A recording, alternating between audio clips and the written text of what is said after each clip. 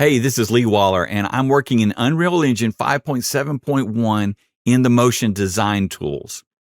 I recently received a question. I'm going to try to answer that, but I don't know that there's a complete answer. Here's the question. Is there a way to animate objects flowing along a spline in a cloner? For example, simple spline cloner with the ability to animate the object flowing from the start of the spline, flowing to the end of the spline. When that question came in, I was kind of already looking at this and kind of thinking that through, and I think that would be a great option. I don't know that I have 3 examples here, and I don't think any of the 3 can accomplish what you're looking for, especially what I'm looking for. So I'm not real clear, but I've got these examples. Now, my idea would be I would love to be able to take an object like a sphere or a rectangle, put it in a cloner so that we could multiply it however many times we want, 20, 40, 200 times, and then animate that along this spline. And when I say animate, I mean move them along this spline, much like a roller coaster would. It is possible to populate, say, a sphere, maybe 20 of them along this spline, but to get them to move along that spline, they don't have that ability at this point. I do have 3 examples that might answer the question, but for what I'm looking for right now, the ability is not there. This first example uses, and I've got everything wrapped up in this null right here. The first example uses this free placement cloner. That cloner's right there, and we'll take a look at it real quick. I'll drop down. It has all of the normal properties. But on layout, the only option is just to be able to select free placement.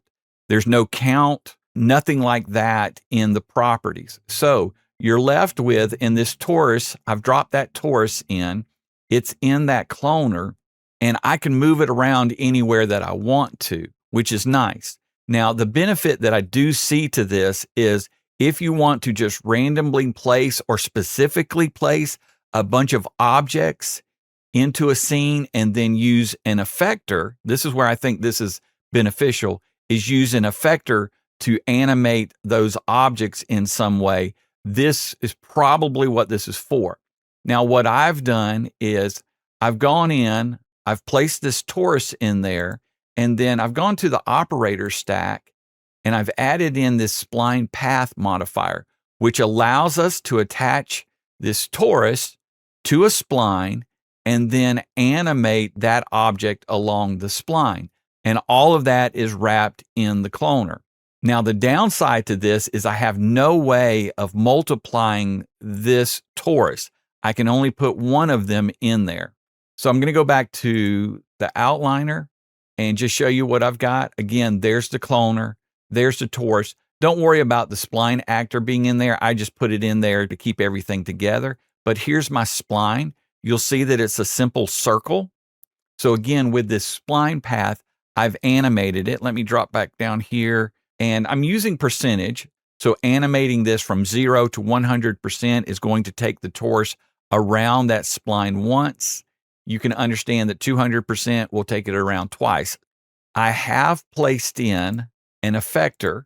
So as the torus comes around and begins to pass through from right here to the center, it's going to scale it up from 100% to about 150%, and then it's going to scale back down as it moves out. So I'll play that. And I forgot about the rotation in there, but it's also rotating. I'll show you that effector. Let me select it and then go down into its properties. So you'll see it's a sphere. There's the inner radius, the outer radius, and its mode is set to offset. And there's the 90-degree turn. And right there, I'm telling it to scale from 100% to about 150%. So we'll just look at that one more time.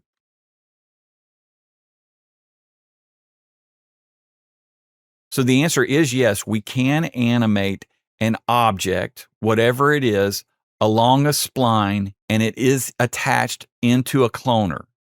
If I want multiples of these, I'm going to have to duplicate a lot of this and then add it all into the sequencer every time I have a new object. So I don't feel like that's a real strong option. The next example uses the Spline Cloner. I've added that in, and there's the cloner right there. And we'll go down into the details. You'll see Spline Cloner, and you're able to sample the spline that you want to use. So there's the cloner. There's the two objects that I have in there. They're being cloned, and they're being wrapped around that circle spline. There's still no options down here to animate those in any way.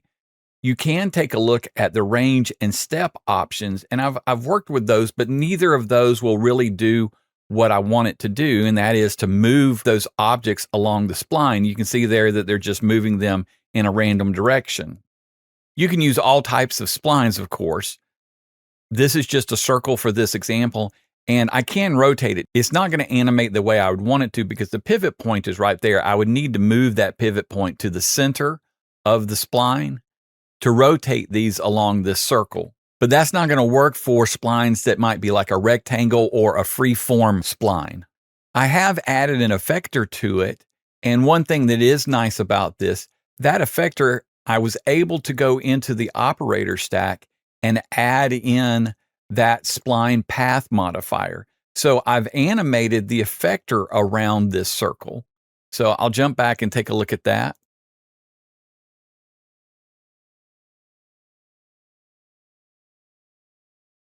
And I'll scrub through that, and you can see that right there, the effector is moving through this. So that is one way that you can get some animation out of this. The third example I have uses the Spline Cloner again. Here's the cloner, and let's take a look at that. With this cloner, it's duplicating that sphere, and I set up 20 of those on the count.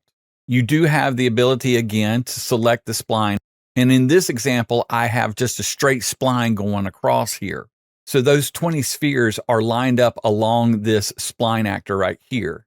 To create this animation, I've animated the cloner moving left to right. And then there is an effector right here in the middle that is stationary. That is one nice thing about this. Even though it is attached to this cloner, it's not being animated by the cloner's animation. So it stays right there. So we'll take a look at that.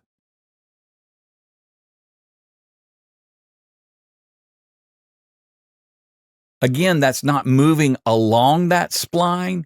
It's just attached to that spline, and the cloner is moving those 20 spheres across. I hope this has been helpful. For more on motion media design and digital content creation, hit the like and subscribe button and check out my other tutorials.